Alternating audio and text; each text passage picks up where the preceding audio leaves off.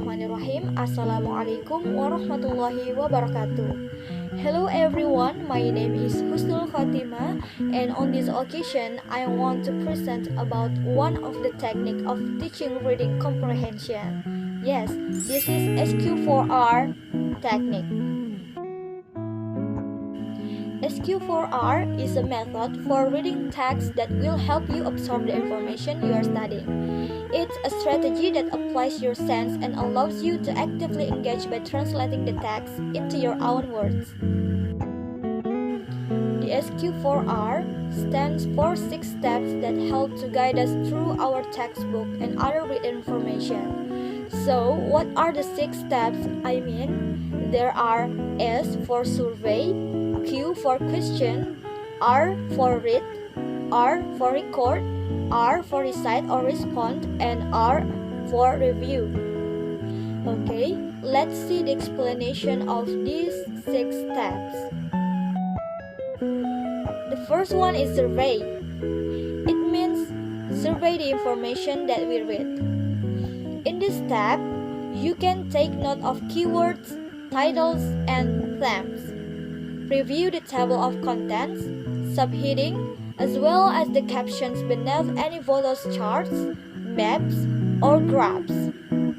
Next, skip to the end of the chapter and read the chapter summary and study questions. This will allow you to determine the important information will be covered in this chapter. The second step is questions. It means make questions of what we read before reading the material.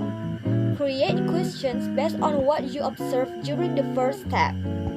These questions can be based on the titles and headings, pictures and bold print, introduction and conclusion, footnotes, and the first sentence of the paragraph. For example here, you can see the title in bold print. And from the title, you can get the question, and the question is, what is the meaning of research? The third step is read. It means read information in small and easy to understand sections first.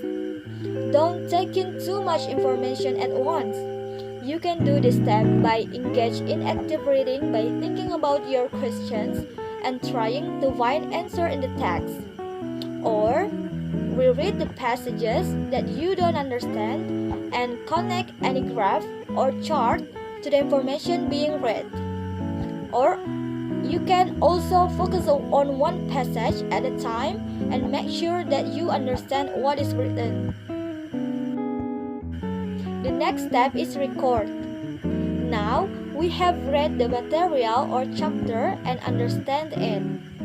You can record the information. It's important that you understand the material before recording. It can be done in multiple ways and based on your preference by highlighting the information, make notes in the margins, or take notes on a separate piece of paper.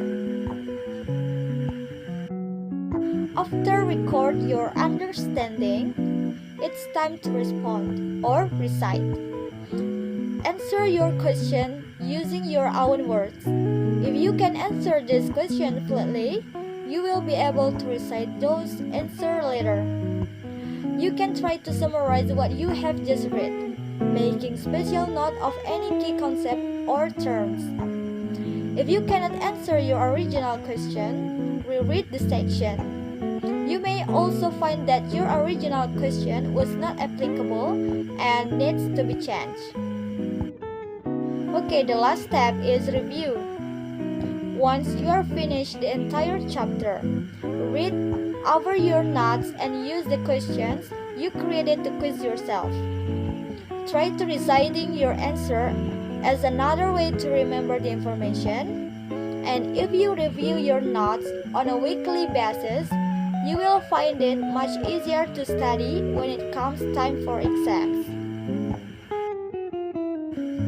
Okay, let's move on to the advantages and the disadvantages of SQ4R technique. For the advantages, the first one is can improve students' thinking skills. Because in using SQ4R, the students are asked to use their own idea to understand the text. The second is can make it easier for students to memorize the material taught by the teacher. And can build students' independency in finding solution for their own understanding. And for the disadvantages, the first one is if students are not actively learning, students will not get their good results in learning process. And the second one is this strategy is quite consuming time. And the last, making teachers' function more challenging.